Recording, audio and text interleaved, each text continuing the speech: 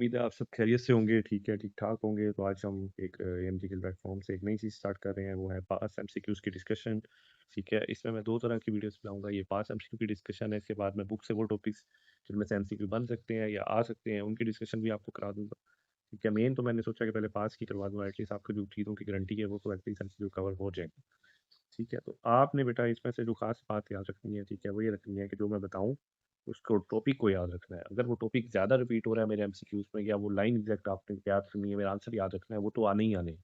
लेकिन मैं आपको एक और स्कीम बता रहा हूँ, ये है, लेट्स से एक टॉपिक से ज़्यादा 3-4 एमसीक्यू रिपीट हो रहे हैं या आ रहे हैं। तो इसका मतलब साफ़ है कि यूज़र उस टॉपिक को बार-बार टच कर रहा है। तो वो टॉपिक आपने इतने अच्छे से करना है कि उसमें से आपका एमसीक्यू आए तो लाज़मी हो। इसके लिए मेरी मार्किंग्स अवेलेबल होंगी।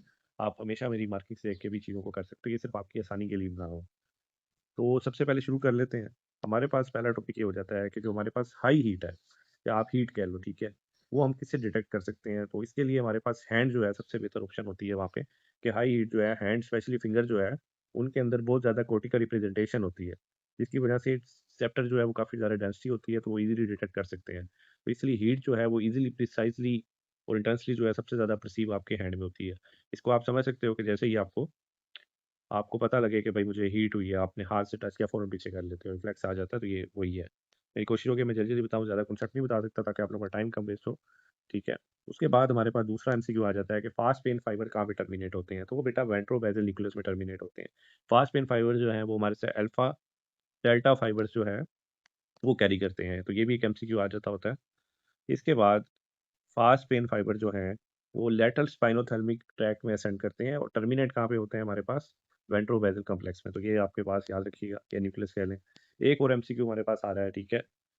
वो है कि रेसिप्रोकल इनर्वेशन जो है एक्सटेंशन के दौरान उसके अंदर क्या इनहिबिट होता है? तो बेसिकली हमारे पास जो है बेटा फ्लेक्सर्स इनहिबिट होते हैं। फ्लेक्सर कैसे इनहिबिट होते हैं? हमारे पास एक लॉ होता है शेरिंगटन लॉ, ठीक है? जिसे हम कहते हैं Sherrington law of reciprocal inhibition.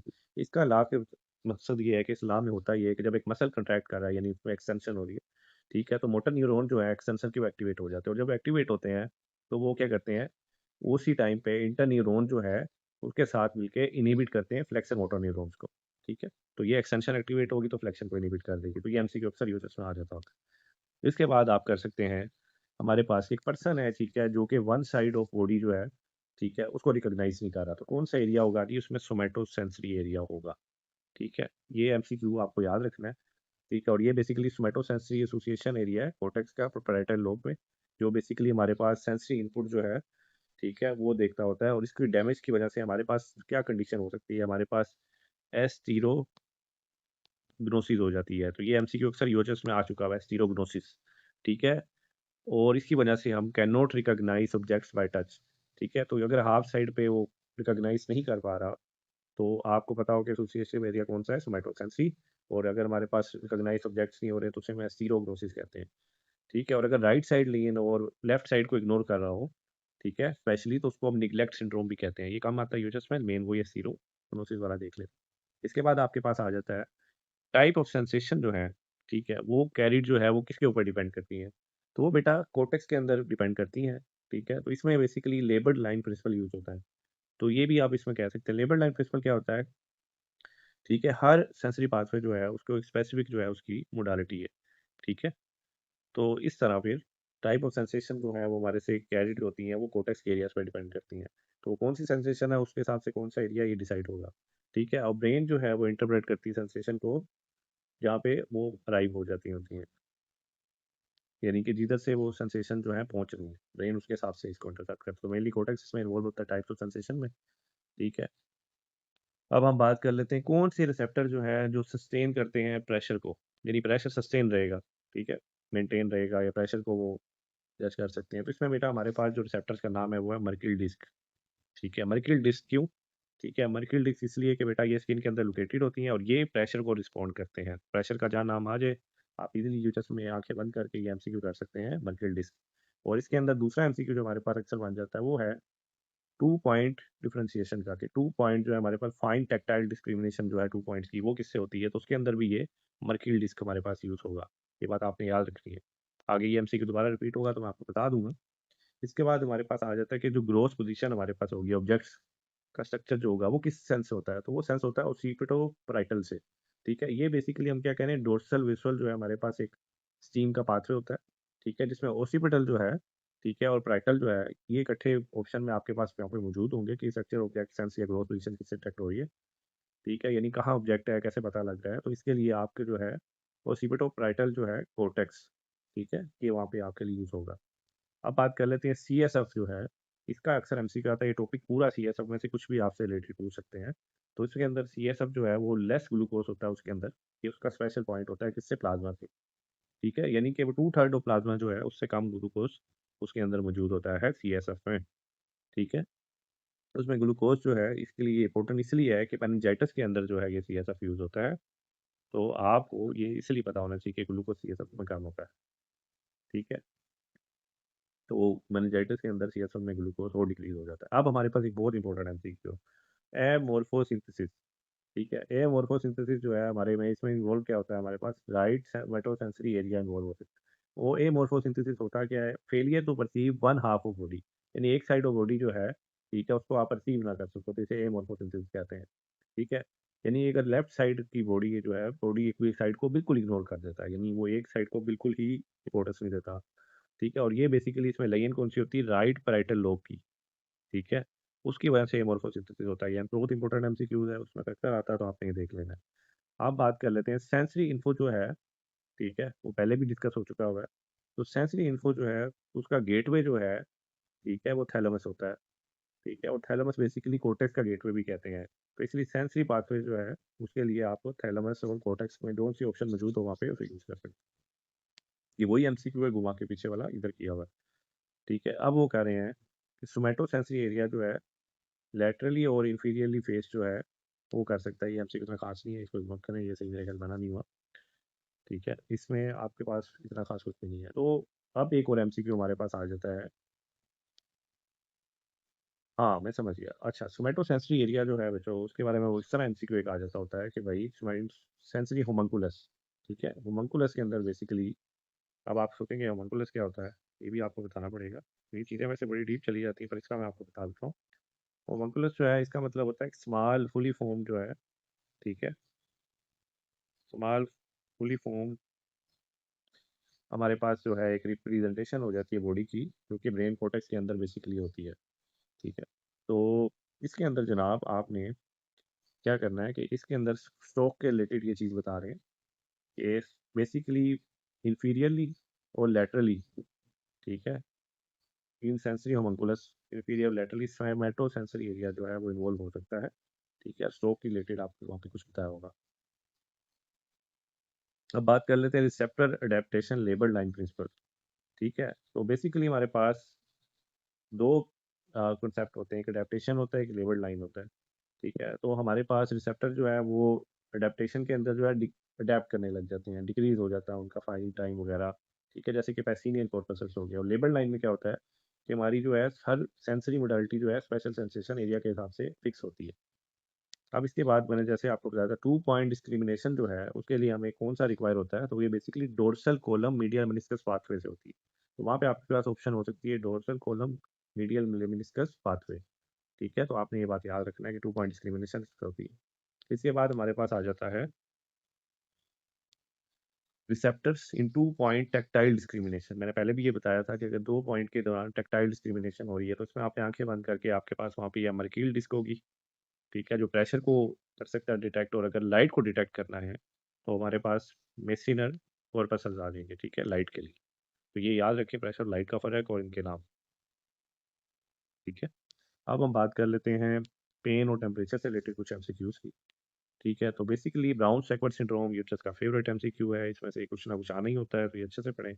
ठीक है, ब्राउन सेक्वर्ड सिंड्रोम के अंदर वो कहते हैं कि हेमी सेक्शन जो है वो बिलो लेवल ऑफ लेन जो है पेन होता है। ठीक है, तो इसके अंदर बेसिकली क्या कहना चाहते हैं कि कॉन्टालेटरल पेन लॉस हो जाता है, यानी बिलो द लेन। तो आपको ये पता होना चाहिए कि इसके अंदर कॉन्टालेटरल पेन लॉस होता है बिलो लेन, तो आपको ब्राउन सेक्वर्ड सिंड्रोम का एमसीक्यू अच्छे से आता हो। ठीक है, अब temperature A and B fibre जो है, आपको इनके बारे में पता होना चाहिए कि temperature A and B fibre जो है वो कैरिड किससे होते हैं। तो बेसिकली ए जो है डेल्टा फाइबर जो है वो कोल्ड के लिए होते हैं, इन्हें फास्ट भी कहते हैं। ए डेल्टा फाइबर्स कोल्ड के लिए, ठीक है, और अगर सी फाइबर होंगे तो ये वार्म के लिए होंगे और स्लो होंगे। तो कोल्ड, फास्ट, वार्म, स्लो, और कोल्ड एसी। एसी से याद रखें ए डेल्टा फाइबर, सी कोल्ड, ठीक है। और इसके बाद जो है इसके ऑपोजिट आपके पास सी आ जाएगा, जो एसी वाला सी है वो आप यूज़ कर सकते हो वार्म के लिए, और उसके अंदर स्लो होंगे। तो एसी फास्ट चलता है तो आप इस तरह याद रखें कि डेल्टा फाइबर फास्ट होते हैं और कोल्ड के लिए होते हैं टेम्परेचर डिटेक्ट करने। तो ये बच्चों आगे चलें। इसके बाद वो कहते हैं कि लॉस ऑफ पेन जो है, ठीक है, कॉन्ट्रालैटरल। तो बेसिकली स्पाइनोथैलेमिक इसमें ट्रैक्ट इन्वॉल्व हो सकता है। वो किस तरह? हमारे पास लॉस ऑफ पेन जो है उसमें कॉन्ट्रालैटरल स्पाइनोथैलेमिक कॉन्ट्रैक्ट इन्वॉल्व होता है, क्योंकि लॉस होते हैं ऑपोजिट साइड के ऊपर, यानी लेयन एक साइड पे होगी और लॉस हमारे पास जो पेन का है वो कॉन्ट्रालैटरल ही हो जाएगा। तो इसमें क्या होगा? स्पाइनोथैलेमिक ट्रैक्ट होगा।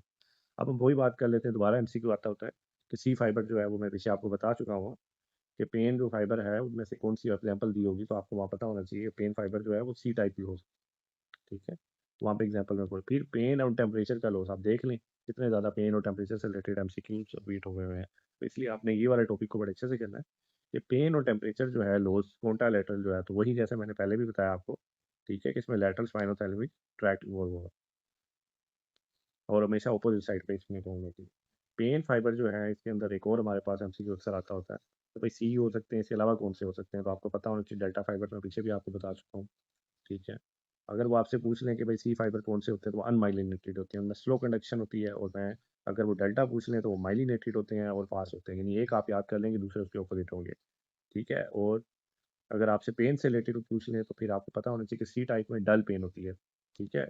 इस सी टाइप डल होती है, और एसी वाला जो मैंने निमोनिक आपको बताया था delta fibre, alpha delta fibre, इसके अंदर पेन शार्प हो, ठीक है। और ये इसके लिए कोल्ड के लिए। रिफ्लेक्सिस पे बात कर लेते हैं, हमारे पास एमसीक्यूज हैं। ये रिफ्लेक्सिस के अंदर हमारे पास एमसीक्यूज में क्या क्या आ सकते हैं वो हम देख लेते हैं कि रिफ्लेक्स जो है, ठीक है, अगर उसमें सिर्फ एक साइनेप्स है या सिंगल साइनेप्स है या जिसे मोनोसाइनेप्टिक रिफ्लेक्स भी कहा जाता है, ठीक है, जो कि फास्टेस्ट रिफ्लेक्स है बॉडी में, तो उसी का नाम है नी जर्क, ठीक है। नी जर्क आपको बेसिकली सिंगल साइनेप्सिस के अंदर होगी। अब आपको बात कर लेते हैं अगले एमसीक्यू की कि अगर टेंशन जो है वो इंक्रीज होगी है इन मसल एक्साइटेशन, ठीक है, टेंशन इंक्रीज होगी मसल एक्साइटेशन में, तो कौन सा रिफ्लेक्स होगा? गोल्जी टेंडन रिफ्लेक्स होगा। क्योंकि गोल्जी टेंडन रिफ्लेक्स इस तरह होगा कि गोल्जी टेंडन ऑर्गन जो है वो बेसिकली डिटेक्ट करता है टेंशन को, ठीक है। तो जब टेंशन हाई होगी तो हमारे पास इंटरन्यूरॉन इनिबिटरी एक्टिवेट हो जाते हैं जो मसल को रिलैक्स कर लेते हैं। तो ये एक प्रोटेक्टिव मैकेनिज्म है, इस वजह से टेंशन रिलेटेड आप आंखें बंद करके मसल में टेंशन आ गई, Golgi tendon reflex, the and. इसके बाद आपके पास एक और एमसीक्यू आ जाता है कि लिम्ब को आपने एक्सटेंडेड किया है when pressure applied on foot, यानी जब प्रेशर फुट पे अप्लाई हुआ तो लिम्ब जो है वो एक्सटेंडेड हो गया। तो अब इसके अंदर हमारे पास कौन सा रिफ्लेक्स होगा? तो इसे कहते हैं पॉजिटिव स्पोर्टिव रिफ्लेक्स, ठीक है। यानी आपके पास फुट पे जैसे ही प्रेशर हुआ तो हमारे पास एक्सटेंसर मसल एक्टिवेट होंगे, तो जैसे आपको पता था एक्सटेंसर मसल एक्टिवेट होते हैं, ठीक है। तो इसको स्पेशल हम कहते हैं positive sportive reflex.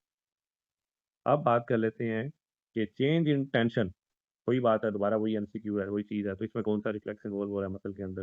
Golgi tendon reflex, ठीक है। इसके बाद हमारे पास एक एमसीक्यू बहुत इंपॉर्टेंट है, यूजर्स अक्सर इस टॉपिक से ज़्यादा रिलेटेड होता है, तो आप ये भी देख लें, रिफ्लेक्सिस से रिलेटेड भी यूजर्स एमसीक्यू काफ़ी पूछता है, ठीक है, कि विद ड्राइंग जो है आपने लेग को विड्रा कर लिया, ठीक है। तो इसको बेसिकली जो हम क्या कहेंगे, इसको फ्लेक्स रिफ्लेक्स कहेंगे, ठीक है, कि इसके अंदर हमारे पास लेग जो है वो विड्रा हो रही है, तो इसके अंदर रिफ्लेक्स कौन सा यूज हो रहा है? फ्लेक्स रिफ्लेक्स, ठीक है, क्योंकि फ्लेक्सर एक्टिवेट हो गए, जैसे पेन का सिग्नल्स जाएगा फ्लेक्सर एक्टिवेट हो गए और लिम्ब जो है वो विड्रा करेगा, ठीक है। ये बेसिकली वही है जैसे आप हैंड का कह सकते हैं, लेग का कह सकते हैं, लेकिन इनके अंदर एक्सटेंसर फ्लेक्सर का आपने ध्यान रखना है। और इसके बाद जो है आपको इसमें ऐसे भी देख सकते हैं, मैं वैसे पॉइंट बता रहा हूँ कि लेग में हमेशा आपके पास फ्लेक्सर एक्टिवेट होंगे फौरन, और हैंड के अंदर जो आपके पास एक्सटेंसर हो सकते हैं, ठीक है। और इसको ऐसे भी देख सकते हैं, अगर ऑपोजिट टिप का पूछा हो तो उसमें एक्सटेंसर वो एक्टिवेट हो सकता है, जैसे कि यहाँ लेग के अंदर फ्लेक्सर एक्टिवेट हो रहे हैं फॉर सेम, ऑपोजिट में एक्सटेंसर एक्टिवेट हो रहे हैं। अब हम बात कर लेते हैं एक और एमसीक्यू की कि स्ट्रेच रिफ्लेक्सेस जो हैं वो एग्जैगरेट कर जाते हैं, ठीक है। किसके अंदर? अपर मोटर न्यूरॉन लेन, आपके स्ट्रेच रिफ्लेक्सेस से, ठीक है, वो जनाब किस एग्जैगरेट हो गया, आपने आंखें बंद करके वहाँ पे पूछिए जी लेन कौन सी है? आपने बताना है अपर मोटर न्यूरॉन।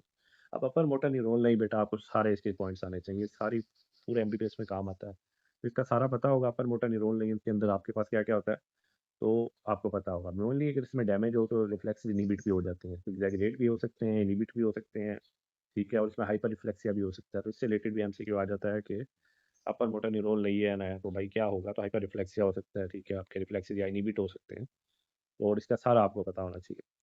तो पेन विद ट्राल फ्लेक्स रिफ्लेक्स, ठीक है, तो पेन जो है आपको ही है तो विड्रॉल हो गया, तो वही बात है, फ्लेक्सर रिफ्लेक्स इसमें होगा, ठीक है, जो कि प्रोटेक्टिव एक रिफ्लेक्स होता है, ठीक है, और जो हार्मफुल स्टिमुलस आता है तो फौरन रैपिड विड्रॉल होता है। तो ये बात आपने याद रखनी है। जो आगे स्टार्ट करते हैं प्रॉपर, ठीक है। और इसके अंदर हमारा स्टार्ट जो है अब शुरू होगा, तो हम इस मोटर सिस्टम के एमसीक्यू डिस्कस करेंगे। अभी तक मैंने सेंसरी के डिस्कस किए हैं, ठीक है, तो मोटर सिस्टम के अब हम डिस्कस करने लगे। सेंसरी से वैसे भी कम आते हैं, मोटर से ज़्यादा आते हैं, ठीक है। अब हमारे पास इसमें एमसीक्यू जो पहले आ जाएगा, ठीक है, मोटर सिस्टम के अंदर, वो ये है कि कोर्टेक्स और स्पाइनोथैलेमिक ट्रैक्ट जो है, ठीक है, यानी कि कोर्टिको स्पाइनोथैलेमिक ट्रैक्ट, ठीक है, ये जो है वॉलंटरी मूवमेंट के लिए होते हैं। वॉलंटरी मूवमेंट जो है बेसिकली हमारे पास ओरिजिनेट किधर से होती है, तो ये एमसीक्यू है, तो वो प्राइमरी मोटर कोर्टेक्स से ओरिजिनेट होती है, ठीक है, यानी एरिया नंबर 4, एरिया के नंबर, उनके नाम, उनके फंक्शन से याद रखना है। पक्के एमसीक्यू 2 से 3 आपके इसमें से आने हैं, ठीक है।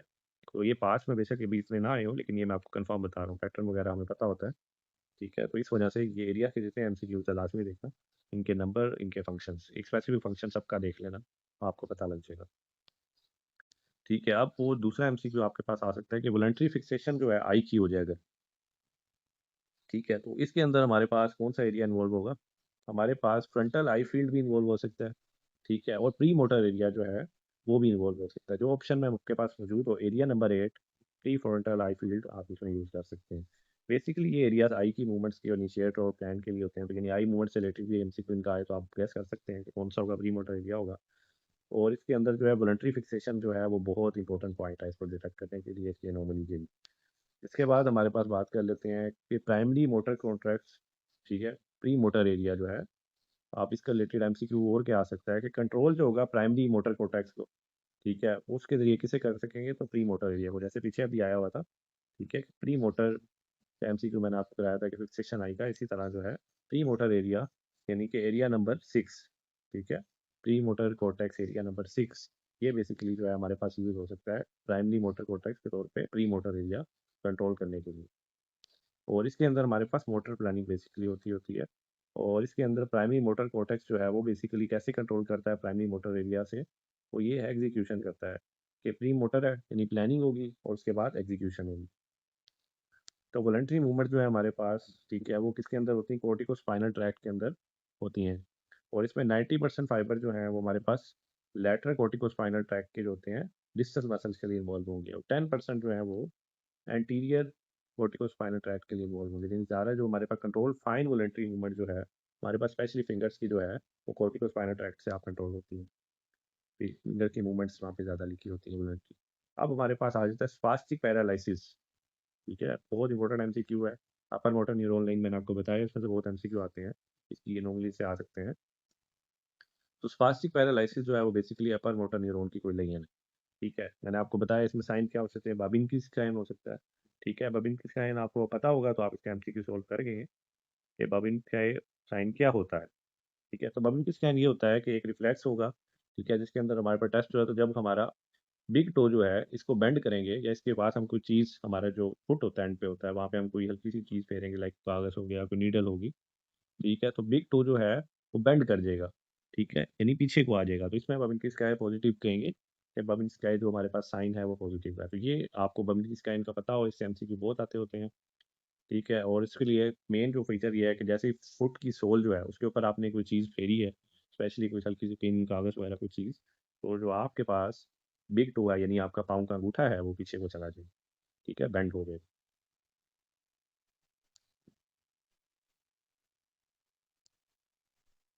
तो अगर बेंड हो जाता है तो ये आपके पास बबिन की स्काई पॉजिटिव हो जाए।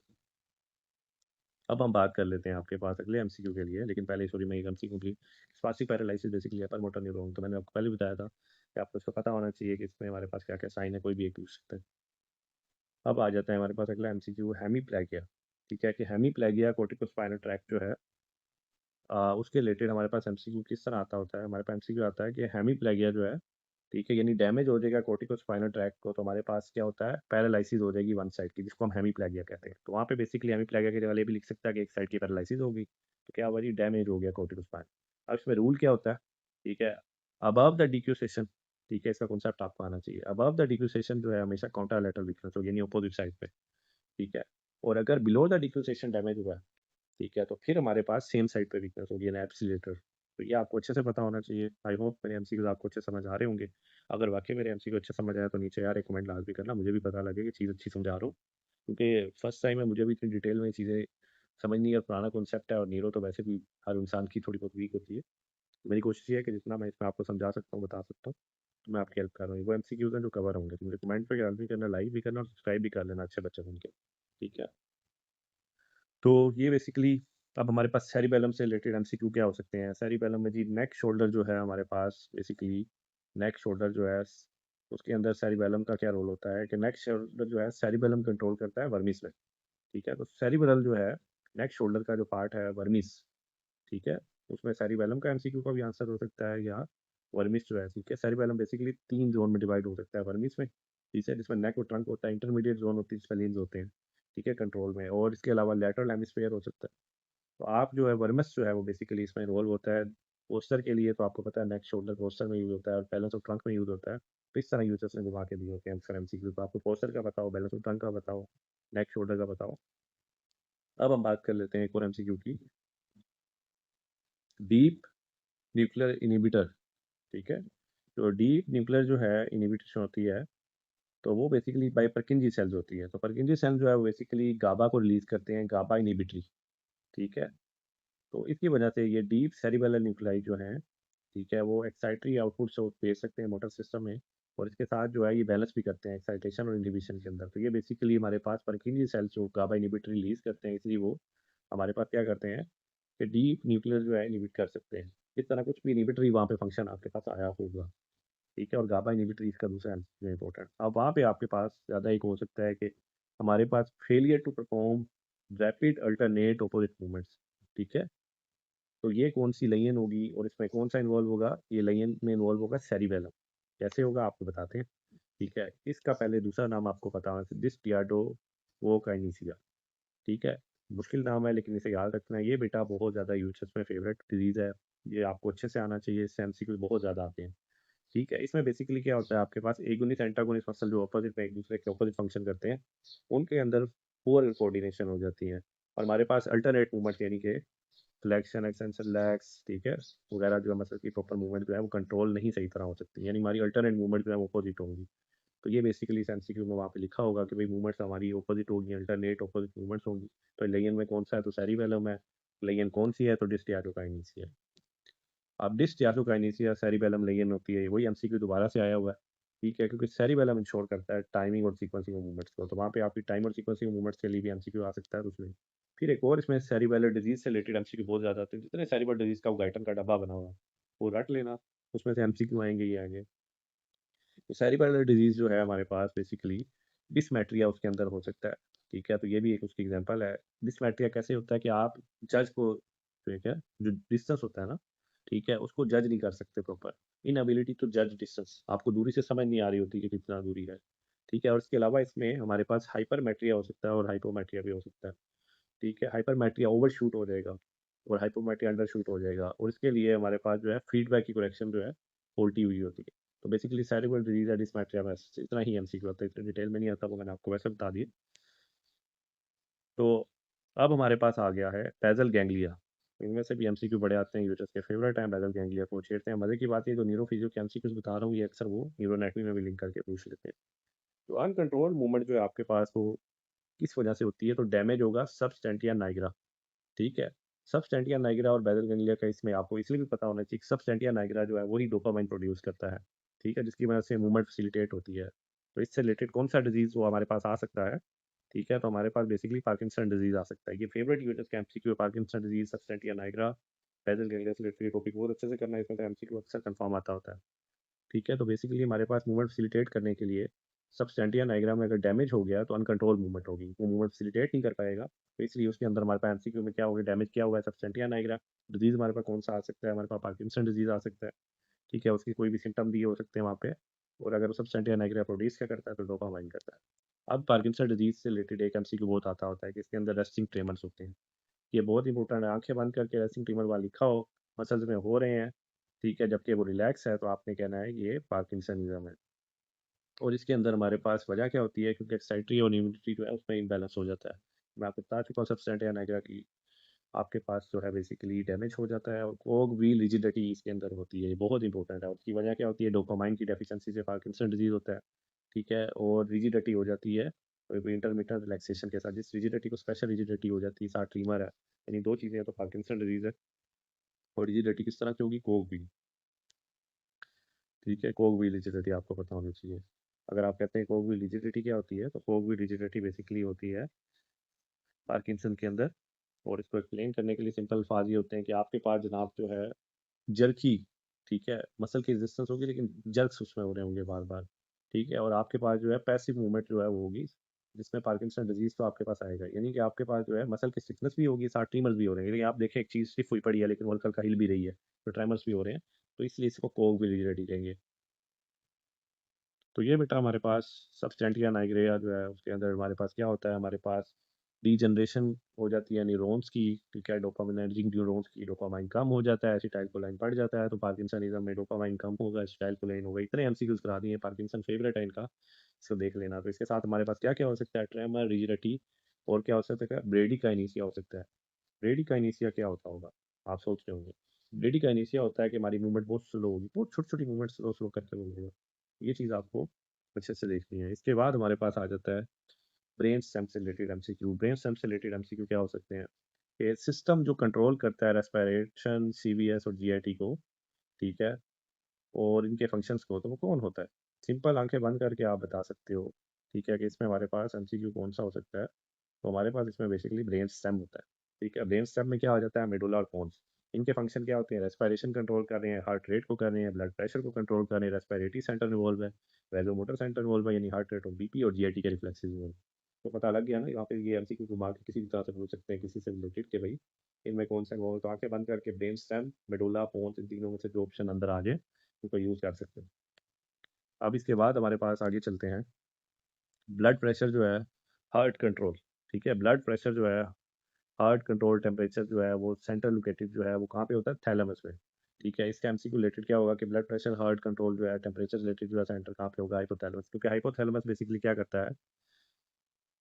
तो ये थैलेमस के अंदर जो हाइपोथैलेमस और मेडुला होते हैं, ठीक है, तो थैलेमिक बेसिकली सेंस रिले करता है। तो हमारे पास हाइपोथैलेमस होगा टेम्परेचर से रिलेटेड, ठीक है, हाइपोथैलेमस कंट्रोल करेगा टेम्परेचर को, और मेडुला जो है वो सीवीएस को कंट्रोल करेगा। तो वहाँ पे अगर आपको ऑप्शन इस तरह दी हो तो आपने देख लेनी है कि टेम्परेचर रिलेटेड है तो हाइपोथैलेमस होगा, और सीवीएस रिलेटेड है तो मेडुला होगा। और इसके अंदर आपको जो है बेसिकली ब्लड प्रेशर, हार्ट वगैरह ओवरऑल जो है इनके सेंटर कहाँ लोकेटेड होते हैं, तो आप ये देख सकते हैं थैलेमस के अंदर हो सकते हैं वहाँ पे ऑप्शन। तो पार्ट ऑफ ब्रेन जो कि कंट्रोल करता है ऑटोनोमिक नर्वस सिस्टम को, उसका नाम सीधा सीधा क्या है? Medulla oblongata. ये मेरा नहीं ख्याल, मुझे समझाने की जरूरत है। तो मेडुला कंटेन्स जो है हमारे पास तीन सेंटर, जो मैं पहले बता दूं, कार्डियक, ठीक है, रेस्पिरेटरी और वैगोमोटर सेंटर, ठीक है। तो एएनएस जो है वो इसके अंदर ही इन्वॉल्व होता है, और जीआईटी रिफ्लेक्सेस भी आपको पता होने चाहिए। अब हमारे पास आ जाता है कि वेस्टिबुलोस्पाइनल ट्रैक्ट से रिलेटेड भी एमसीक्यू बहुत ज़्यादा आते हैं। तो इसका फंक्शन क्या होता है? ये पोस्चर से रिलेटेड होता है और बैलेंस से रिलेटेड होता है। इसमें हमारे पास वेस्टिबुलर निकलाई होते हैं, तो ये हमेशा एक्सटेंसर मसल्स को फैसिलिटेट करता है, ठीक है, और आपको प्रिवेंट करता है फॉलिंग से, ठीक है। तो यानी कि मतलब उन मसल्स को प्रिवेंट करता है फॉलिंग से, I mean sorry, extensor muscle जो है उनको प्रिवेंट करता है। तो इनका मेन फंक्शन हमारा पोस्चर। अब एक बंदे का जैसे इसका जो ट्रैक्ट की होगा तो उसकी बॉडी बिल्कुल ढीली हो गई, ऐसे लग रहा है कि डिसबैलेंस है और गिर रहा है वो, ठीक है, मतलब उसकी मेंटेन नहीं है, यानी उसकी पोस्चर प्रॉपर नहीं है, ऐसे लग रहा है गिर रहा है, झुका पड़ा है, तो उससे वेस्टिबुलर स्पाइनल ट्रैक्ट का इशू हुआ होगा। तो रूब्रोस्पाइनल ट्रैक्ट बहुत सीधा है, इसमें न्यूक्लियस, रेड न्यूक्लियस होगा, ठीक है। ये फ्लेक्सर की मूवमेंट्स जो है फ्लेक्सर मसल्स में इन्वॉल्व होता है, तो ये आपको वहाँ पे लाजमी पता होना चाहिए कि रूब्रोस्पाइनल ट्रैक्ट से रिलेटेड, ये ट्रैक्ट स्पाइनल ट्रैक्ट से रिलेटेड आप देख सकते हैं काफ़ी एमसीक्यू आते हैं, इसलिए मैं कहता हूँ इनके सेल के डब्बे पढ़ा करो। फिर बाद फिजियोलॉजी में भी ट्रैक्ट्स अच्छे से करो, के फंक्शन देखो, ट्रैक्ट से बार बार एमसीक्यू आते हैं। फ्लेक्सर मसल्स को बेसिकली फैसिलिटेट करता है रूब्रोस्पाइनल ट्रैक्ट, इसमें न्यूक्लियस, रेड न्यूक्लियस होता है, ठीक है। और ये बिल्कुल वेस्टिबुलोस्पाइनल के ऑपोजिट काम करता है। तो जो वेस्टिबुलोस्पाइनल है, अगर वो एक्सटेंसर मसल को सपोर्ट कर रहा है तो ये किसको कर रहा है? ये फ्लेक्सर को कर रहा है। इसके बाद हमारे पास स्पाइनल लेयर्स हो सकती हैं, हमारे पास लाइक ब्राउन स्क्वाड सिंड्रोम से रिलेटेड एमसीक्यूज हो सकते हैं, कि हमारे पास लेयन होगी है स्पाइनल कॉर्ड की, ठीक है। तो हमारे पास अगर आइप्सिलेटरल लेयन है, ठीक है, यानी मोटर लॉस है, साथ हमारे पास प्रोप्रियोसेप्शन लॉस है, ठीक है। प्रोप्रियोसेप्शन लॉस आपको पता होता है क्या होता है? प्रोप्रियोसेप्शन लॉस बेसिकली बेटा होता है कि आपके पास एबिलिटी जो है वो डिमिनिश हो जाती है बॉडी पोजीशन को परसीव करने की, ठीक है, और मूवमेंट, और आपकी इर्द गिर्द की अवेयरनेस भी आपकी जो है वो थोड़ी सी अफेक्ट हो जाती है, यानी बेसिकली आपकी एबिलिटी जो है वो अफेक्ट हो जाती है परसीव करने की, ठीक है, मूवमेंट की, और इसकी वजह से आपका गेट इम्बैलेंस हो सकता है। तो इसमें आपके पास अगर मोटर लॉस है और साथ प्रोप्रियोसेप्शन लॉस है, ठीक है, तो ये एप्सिलेटरल लॉस होगा। तो इसके अंदर एप्सिलेटरल में होता है तो ब्राउन सिक्वेट सिंड्रोम है, और अगर कॉन्ट्रालैटरल के अंदर हुआ है तो पेन और टेम्परेचर का लॉस होगा। वही upper motor neuron, lower motor neuron वाली सारी चीज़ आपको इसमें पता हो, इसमें तो एमसीक्यू इस तरह घुमा के आते होते हैं। तो लेयन और स्पाइनल कॉर्ड जो है, ठीक है, इसके अंदर इससे रिलेटेड एमसीक्यू क्या आया हुआ है हमारे पास आया हुआ है कि लेयन और स्पाइनल कॉर्ड जो है राइट अपर थोरैक्स के अंदर हुई हुई है, ठीक है, इस तरह का एमसीक्यू आ सकता है। तो स्टैक्स रिफ्लेक्सेस जो है हमारे पास, चेस्ट रिफ्लेक्सेस, ठीक है, वो एग्जैगरेट हो गए हैं। तो किसमें होते हैं, वही एमसीक्यू दोबारा से आपको जो बताया था, अपर मोटर न्यूरॉन लेन में हुआ है, ठीक है, और इसके अंदर हाइपर एक्टिव रिफ्लेक्सेस हो सकते हैं, वो सारा आपको रिपीट हो रहा है। आगे चलते हैं, ठीक है, अब हम देख सकते हैं कि हमारे पास हाइपोथैलेमस के एमसीक्यू है, ठीक है। हाइपोथैलेमस में हमारे पास क्या आ सकता है कि वाटर बैलेंस जो है, ठीक है, वो किससे होता है, तो हाइपोथैलेमस के अंदर सुप्रा ऑप्टिक न्यूक्लियस से होता है। सुप्रा ऑप्टिक न्यूक्लियस कैसे होता है कि सुप्रा ऑप्टिक न्यूक्लियस जो हाइपोथैलेमस का, वो प्रोड्यूस करता है वैसोप्रेसिन या एंटी डायरेटिक हार्मोन को, एडीएचसी से कहते हैं। तो एंटी डायरेटिक हार्मोन जो है, इस तरह वाटर बैलेंस जो है वो कंट्रोल करता होता है सुप्रा ऑप्टिक न्यूक्लियस किसके, हाइपोथैलेमस के, ठीक है। तो इसके अंदर आप देख सकते हैं हाइपोथैलेमस के कोई भी न्यूक्लाई से रिलेटेड फंक्शन आ सकता है। ज़्यादा तो मुझे लग रहा है न्यूरो फिजियो न्यूरो एनाटॉमी में यूसुफ ने फोकस ही न्यूक्लाई पर किया हुआ, ठीक है। उसके साथ आप अगर देख सकते हैं तो आपके पास एक चीज़ और आ जाती है, तो कि पोलैरिटी जो है या ब्लड वॉल्यूम उसको भी मेंटेन करता है। तो अगर एडीएच हमारे पास डिक्रीज हो गया, तो एक एमसीक्यू जो बहुत ज़्यादा होता है हमारे पास क्या आता है, डायबिटीज इंसिपिडियस, ठीक है। तो डायबिटीज इंसिपिडियस जो है हमारे पास, ये लाजमी आ जाता है और इसमें एडीएच कम हो जाता होता है। तो इसके अंदर भी रिलेटेड आपके पास हाइपोथैलेमस और सुप्राऑप्टिक न्यूक्लियस का इन्वॉल्वमेंट आ जाती है। तो फीवर जो है हमारे पास, ठीक है, फीवर जो है वो बेसिकली लेयन है किसके, एंटीरियर हाइपोथैलेमस के अंदर जो है वो होती है। किस तरह हाइपोथैलेमस जो है वो बेसिकली रेगुलेट करता है टेम्परेचर को। तो अगर हीट लॉस हो रहा है यानी कूलिंग इफेक्ट आता है जो फीवर के अंदर आपको आता है, तो इसमें कौन सा इन्वॉल्व होता है, हमारे पास एंटीरियर हाइपोथैलेमस। उसके ऑपोजिट अगर हीट की प्रोडक्शन हो रही है, तो उसमें इन्वॉल्व होगा हमारे पास पोस्टीरियर हाइपोथैलेमस। इसलिए एंटीरियर हाइपोथैलेमस हीट लॉस के अंदर, कूलिंग के अंदर, फीवर के अंदर इन्वॉल्व होता है, ठीक। और अगर एंटीरियर हाइपोथैलेमस को डैमेज हो गया तो हमारे पास हाइपरथर्मिया हो सकता है। बहुत इंपॉर्टेंट एमसीक्यू है, ये चीज़ आती होती है, ठीक है, क्योंकि बॉडी जो है वो हीट को जो है वो डिसिपेट नहीं कर सकती, हीट को लॉस जो है कंट्रोल नहीं होता। तो फीवर एंटीरियर हाइपोथैलेमस, फिर दोबारा से एमसीक्यू आता होता है, उसमें बेसिकली हमारे पास एंटीरियर हाइपोथैलेमस के फंक्शन क्या होते हैं, वो वेदर डायलेशन करवाता है और स्वेटिंग करता है, तो इस वजह से भी इससे रिलेटेड होता है। तो आपको पता होना चाहिए कि डिफरेंस क्या होता है, मतलब बता चुका हाइपरथर्मिया होगा। लिम्बिक सिस्टम से रिलेटेड क्या आपके पास एमसीक्यूज आ सकते हैं, इमोशन मेमोरी से, ठीक है, मेमोरी से रिलेटेड बहुत एमसीक्यूज आते होते हैं, स्लीप से रिलेटेड आते हैं, तो वो हम आगे करेंगे। तो बेसिकली मेन कंपोनेंट जो है लिम्बिक सिस्टम के, ठीक है, जो है वो कौन होता है, तो हमारे पास होता है मेन फंक्शन जो है, मेन कंपोनेंट लिम्बिक सिस्टम का, हाइपोथैलेमस। अब लिम्बिक सिस्टम में हमारे पास क्या होता है, हिप्पोकैम्पस होता है, एमिगडाला होता है और हाइपोथैलेमस होता है। 3 एमसीक्यू कवर कराऊंगा। मेमोरी में हिप्पोकैम्पस होगा, इमोशंस के अंदर आपके पास एमिगडाला होगा, और हमारे पास अगर इमोशन को एक्सप्रेस करना है, ठीक है, यानी एक्सप्रेशन हो रहा है इमोशन का, इमोशन नहीं है उसको एक्सप्रेस कर रहे हैं आप, तो ये हाइपोथैलेमस होगा, ठीक है, जो कि इमोशंस को ऑटोनॉमिक रिस्पॉन्सेज में कन्वर्ट करता है। जैसे कि फियर है, आपको डर लगा है, तो अब क्या होगा, इमोशन एक्सप्रेस होगा। तो इमोशन क्या, फियर था, फियर किसकी वजह से हुआ, एमिगडाला की वजह से। अब फियर को एक्सप्रेस करना है तो बॉडी एक्सप्रेस कैसे करेगी, हार्ट रेट बढ़ जाएगा। तो ये एक्सप्रेशन जो दिया, ये किसने दिया, हाइपोथैलेमस। तो आपको समझ आ गई हो कि इमोशन और एक्सप्रेशन, इमोशन में फर्क है। तो एक और एग्जाम्पल भी दे सकते हैं कि आपको अच्छा फील हो रहा है, यू आर फील जॉय, ठीक है, तो आपका हार्ट रेट और रिलैक्स कर देगा, तो ये भी एक इमोशन। तो इसके बाद बहुत इंपॉर्टेंट एमसी की यूएचएस में बहुत बार आया है, ये उनके फेवरेट एमसी में से एक है। इसके लिए मैं आपको दो चीज़ें बता दूं कि आपको एंटीरोगेट एमनीसिया जो है, ठीक है, ठीक है, उसके अंदर क्या होता है कि आप न्यू मेमोरीज जो है वो नहीं बना सकते, ठीक है। और रेट्रोग्रेड एमनीसिया क्या हो सकता है, क्या लगता है, इसकी ऑपोजिट होगा। हम्म? तो रेट्रोग्रेड एमनीसिया जो है उसके अंदर हमारे पास क्या होता है कि हम जो है रिकॉल मेमोरी जो है पहले की नहीं रिकॉल कर सकते, ठीक है, इन्फॉर्मेशन होगी, मेमोरी होगी, ठीक है, क्योंकि इसकी वजह कोई हो सकती है इलनेस और ट्रॉमा। तो बेसिकली हमारे पास एंटीरोग्रेड एमनीसिया जो है, हिप्पोकैम्पस जो है, उसके अंदर हो सकता है हिप्पोकैम्पस के डैमेज से, क्योंकि ये इन्वॉल्व होता है शॉर्ट टर्म मेमोरी को लॉन्ग टर्म मेमोरी में कन्वर्ट करने के लिए। तो डैमेज से न्यू मेमोरीज नहीं बनेगी, और न्यू मेमोरीज नहीं बनेगी तो हिप्पोकैम्पस के डैमेज से क्या होगा, एंटीरोग्रेड एमनीसिया, ठीक है। और हमारे पास रेट्रोग्रेड एमनीसिया इससे नहीं होता, ठीक है। तो आपने ये बात याद रखनी, हिप्पोकैम्पस के एंटीरोग्रेड एमनीसिया से ताल्लुक है। तो रेट्रोग्रेड में क्या होता है, हमारे पास ओल्ड मेमोरी जो है, ठीक है, उन्हें हम रिकॉल नहीं कर पाते, वो अनदर टॉपिक है। तो उसके अंदर डैमेज किसका होगा, आप ये सोच रहे होंगे, ठीक है। तो उसके अंदर बेटा आपके पास जो डैमेज होता होता है वो बेसिकली मीडियल टेम्पोरल लोब का होता है, ठीक है। और इसके अंदर जो है हमारे पास कई लोगों पे इस पे भी हिप्पोकैम्पस इन्वॉल्व हो सकता है, ठीक है। लेकिन मेन आपके लिए जो एंटीरोग्रेड अमनेसिया है वो इसमें होता है, या फिर आपको वहाँ एग्जैक्ट स्टेटमेंट दे देंगे, वो कहेंगे जी पिछली मेमोरी से याद नहीं आ रही, तो वो रेट्रोग्रेड अमनेसिया, तो वो कह देंगे हिप्पोकैम्पस में था, या फिर वो आपको कह देंगे कि भाई हमारे पास जो है न्यू फैमिली जो है नहीं बन रही है उस पेशेंट के अंदर, तो एंटीकोगुलेटिव एनाल्जेसिया हो जाएगा। इस तरह आपने कर लेना है। अब इसके बाद वीएन रिलेटेड आ सकते हैं एमसीक्यूज। ठीक है, उसमें क्या हो सकता है, बाई टेम्पोरल हेमिएप्नोपिया, बहुत बार एमसीक्यू आया, यूएचएस का फेवरेट तीन एमसीक्यू है। ठीक है, कि बाई टेम्पोरल हेमिएप्नोपिया जो है वो किसके अंदर होता है, वो बेसिकली हमारे पास होता है ऑप्टिक कियास्मा में। अब बाई टेम्पोरल हेमिएप्नोपिया होता क्या है, वो बेसिकली होता है कि आपके पास जनाब लॉस हो जाता है टेम्पोरल फील्ड्स का इन बोथ आई। ठीक है, टेम्पोरल फील्ड का आपके पास जो है वो लॉस हो जाता है। तो बेसिकली इसमें क्या होता है कि पार्शियल ब्लाइंडनेस को हम कहते हैं हेमिएनोपिया। तो अगर दोनों साइड से हमारी ब्लाइंडनेस जो है वो पार्शियल इफेक्ट हो गया है या लॉस ऑफ विजन हो गई है one half of visual field में, यानी हमारी दो विजुअल फील्ड्स हैं दोनों तरफ की, एक लेफ्ट की एक राइट की, तो उनमें अगर पार्शियल लॉस हो गया, हाफ साइड का लॉस हो गया दोनों आइस में, तो वो बाई टेम्पोरल हेमिएनोपिया होगा। इसमें होता है ऑप्टिक कियास्मा में। ठीक है, ऑप्टिक कियास्मा जो है उसके अंदर बेसिकली हमारे पास नेजल फाइबर्स होते हैं जो बेसिकली कैरी होते हैं इसके लिए टेम्पोररी विजुअल फील्ड के लिए। टेम्पोरल विजुअल फील्ड जो है वो दोनों साइड से अफेक्ट होंगी, तो हमारे पास राइट टेम्पोरल हेमिएनोपिया हो जाएगा। तो उसको सिर्फ और सिर्फ सेंट्रल वीएन नजर आएगी, साइड वाली ये प्रॉपर नियर आपको जो है नहीं नजर आती होती, यानी आप उसको प्रॉपर सिर्फ बीच वाली सामने से देख सकते हैं। अब हमारे पास एक आ जाता है विजुअल सिग्नल जो है ट्रांसमीटर।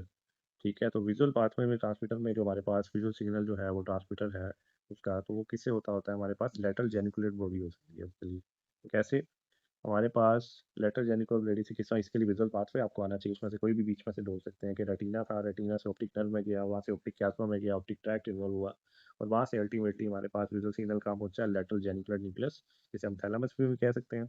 ठीक है, उसका न्यूक्लियस होता है लेटरल जेनिकुलर न्यूक्लियस, वहाँ पे लेटरल जेनिकुलर बॉडी लिखा हो आप देख सकते हैं। और इसके फंक्शन क्या होते हैं, ये बेसिकली अपना विजुअल इनपुट ऑर्गेनाइज करता है और कॉन्ट्रास्ट को शार्प करता है। तो ऑप्टिक नर्व की ब्लाइंडनेस हो गई है। ठीक है, तो इसकी लाइन को हम क्या कहते हैं। ठीक है, ऑप्टिक नर्व की अगर हमारे पास ब्लाइंडनेस होगी तो सॉरी मतलब लाइन ऑप्टिक नर्व होगी तो हमारे पास क्या होगा, ब्लाइंडनेस हो जाती है। ठीक है, ये बेसिकली सिंपल है, इसमें इसका नाम जो है कंप्लीट ब्लाइंडनेस हो जाएगी सेम आई के अंदर। ठीक है, ऑप्टिक नर्व अगर दोनों साइड की होगी है तो फिर दोनों साइड पे हमारे पास ब्लाइंडनेस हो जाएगी, तो ये बेसिकली वहाँ पे आपके पास सिंपल ब्लाइंडनेस लिखा होगा वो बहुत है। अगर लेफ्ट आई में, ठीक है, हमारे पास एमसीक्यू आ जाए कि लेफ्ट आई नो वीएन। ठीक है, तो इसमें भी हमारे पास क्या आ सकता है, लीजन बिफोर कैज़म जिसे भी कहते हैं ऑप्टिक नर्व वाली को, तो इसके अंदर मेरे पास एक फाई इफेक्ट हो चुकी है, तो इसके लिए भी ऑप्टिक नर्व की इफेक्ट होगी, तो इसमें भी डैमेज जो है ऑप्टिक नर्व का होगा। वहाँ पे ये हो सकता है डैमेज ऑप्टिक नर्व, या फिर ऑप्शन में डैमेज ऑप्टिक नर्व हो सकता है, या एक साइड की लेफ्ट आई जो है वो इफेक्ट हो जाती है और वीएन खत्म हो जाती है, ब्लाइंडनेस हो जाती है। ठीक है, तो ये कहेंगे inability to see other side optic tract compression. ठीक है, बेसिकली क्या होता है कि आपके पास आप जो है दूसरी साइड को जो है नहीं अच्छे से देख सकते, inability to see other side. ठीक है, तो इसमें हमारे पास क्या होगा, ऑप्टिक ट्रैक कंप्रेशन हो चुका होता है। ठीक है, ऑप्टिक ट्रैक लेयर जिसे कहते हैं, इसमें क्या होगा कि जो कैरियर होते हैं ऑपोजिट विजुअल फील्ड के लिए, लेकिन आपकी इस साइड का मसला हुआ, ठीक है, आपका डैमेज हुआ और आपकी ऑपोजिट साइड की विजुअल फील्ड इफेक्ट होगी। इसका नाम क्या होता है, कॉन्टालेटर होमोनाइमस हेमिएनोपिया, ये कॉन्टालेटर हेमिएनोपिया भी इसे कह सकते हैं। ठीक है, उसके अंदर हमारे पास अपोजिट साइड का जो है हमारी जो है अफेक्ट हो जाती है और हम अपोजिट साइड से देख नहीं सकते, जबकि डैमेज आपको इस साइड से हुआ होता है, क्योंकि इसमें आपके पास ऑप्टिक ट्रैक की लेंगे होती है। तो लेफ्ट होमोनाइमस एपनोमी एपनोपिया जो है वो किस वजह से होगा, तो इसमें वही एमसीक्यू घुमा के पूछा हुआ है, तो आपको पता हो इसमें ऑप्टिक ट्रैक राइट होगा क्योंकि ये कोटा लेटर होगी, जो भी मैं आपको पर बता चुका। इसके बाद आपके पास आ जाता है हीरिंग से रिलेटेड आ सकते हैं ऑडिटरी सिस्टम से, कि मीडियल सुपीरियर ओलिवरी न्यूक्लियस। ठीक है, मीडियल सुपीरियर ओलिवरी न्यूक्लियस जो है हमारे पास वो डिटेक्शन के लिए यूज़ करता है टाइम लैग के लिए। ठीक है, कैसे, तो ये जो है बेसिकली हमारे पास इंट्रा टाइम डिफरेंस जो है वो चेक करता है, और इसके अंदर हमारे पास साउंड सोर्स को लोकेट करने की वजह होती है, और ये बेसिकली दोनों ईयर्स के दरमियान टाइम का डिफरेंस जो है वो मेजर करता है। तो ये बेसिकली इसलिए इसे कहते हैं कि टाइम लैग को ये डिटेक्शन करता है दोनों ईयर्स के दरमियान। तो ये एमसीक्यू वहाँ पे यही जाएगा। प्राइमरी ऑडिटरी एरिया, देखिए कितने ऑडिटरी एरिया वगैरह ये सब एरिया से एमसीक्यू है, इसलिए मैं कहता हूँ एरियाज को अच्छे से कर। प्राइमरी ऑडिटरी एरिया जो है ना, ठीक है, उसके अंदर हमारे पास सुपीरियर टेम्पोरल गायरस जो है, ठीक है, उसके जो अंदर जो हमारे पास प्राइमरी ऑडिटरी कोर्टेक्स एरिया 41 42 मैंने आपको बताया था, एरिया के नंबर और ये चीज़ याद रखनी है, वो कहाँ पे लोकेटेड होता है, सुपीरियर टेम्पोरल गायरस में। तो इसकी बेसिकली लोकेशन आ सकती है, इसके फंक्शन आ सकते हैं, और इसमें अगर देखा जाए तो मीडियल जेनिकुलेट बॉडी से इंक्लूड आती होती है, तो आपको ये पता होना चाहिए। इसके बाद ऑडिटरी एरिया, ठीक है, वो पे उसका कौन सा ऑडिटरी एरिया जो है हो सकता है कहाँ पे लोकेटेड हो सकता है, तो पीरियड टेम्पोरल गैर से दोबारा भी आएगा, उसका वही काम होता है, साउंड की परसेप्शन में इसका फंक्शन होता है, ये बात याद रखिए। ठीक है। अब हम बात कर लेते हैं प्राइपीरीफॉर्म और एमिगडाला ओल्फैक्शन। इसका एमसीक्यू कैसे आ जाता है कि ओल्फैक्टरी पाथवे जो है, ठीक है, ये यूनिक होता है, तो इसमें जो है रिले नहीं होता थैलेमस से। थैलेमस बेसिकली इसका फंक्शन ही रिले है, ये भी एक एमसीक्यू आपको पता ही है। तो इसमें पीरीफॉर्म कोर्टिकस जो होता है, पीरीफॉर्म कोर्टेक्स, ठीक है, और एमिगडाला, इनका इमोशन और मेमोरी के साथ बड़ा अच्छा ताल्लुक होता है। तो ये दोनों जो है पीरीफॉर्म कोर्टेक्स और एमिगडाला इमोशन और मेमोरी के रिलेटेड काम करते हैं। तो इसमें हमारे पास बेसिकली ऑल फैक्ट्री पाथवे जो है वो इन्वॉल्व हो सकता है।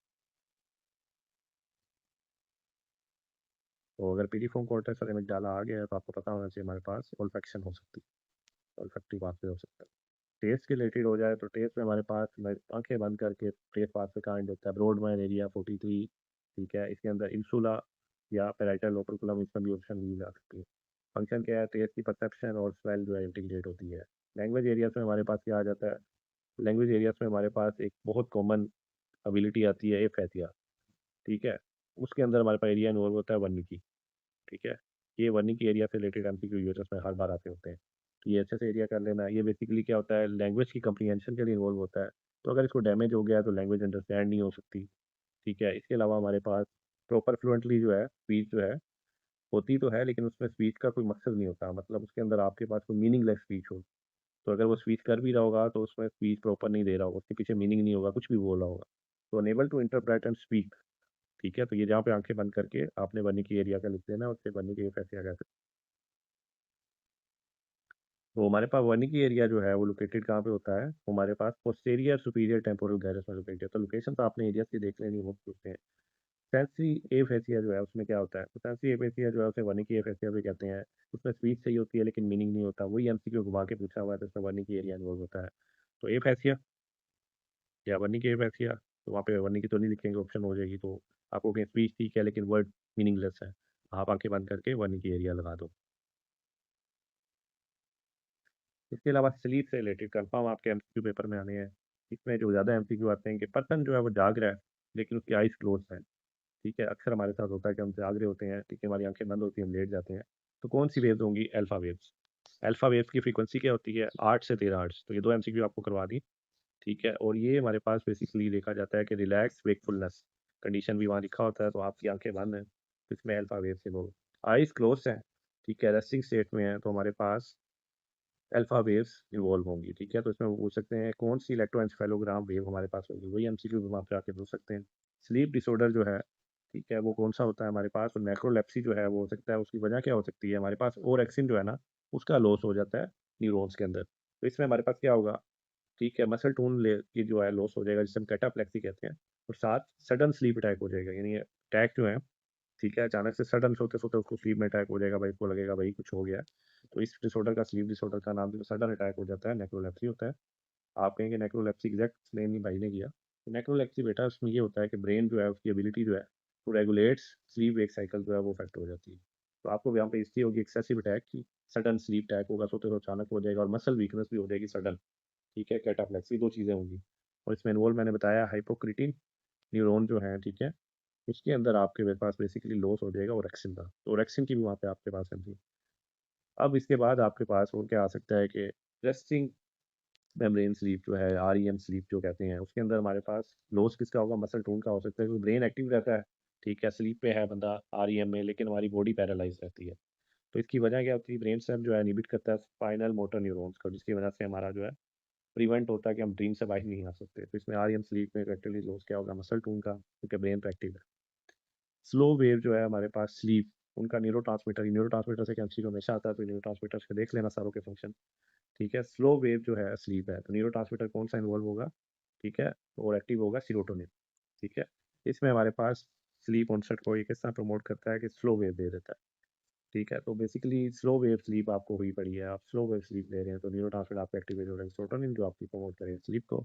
और स्लो वेव एंड स्पाइक, तो इलेक्ट्रोएन्सेफेलो पैटर्न जो हमारे पास कहते हैं स्लो वेव एंड स्पाइक, ठीक है, यानी स्पाइक का मतलब है कि सडन से डिस्चार्ज हो गया, स्लो वेव जो है रिकवरी फेज हो रही है। तो स्लो वेव स्पाइक पैटर्न हमारे पास किसमें नजर आता है, इलेक्ट्रोएन्सेफेलोग्राम, जैसे ईसीजी होती है वैसे ईईजी होती है, तो ये बेटा हमारे पास एपिलेप्सी में होता है, और ये बड़ा कॉमन एमसीक्यू है।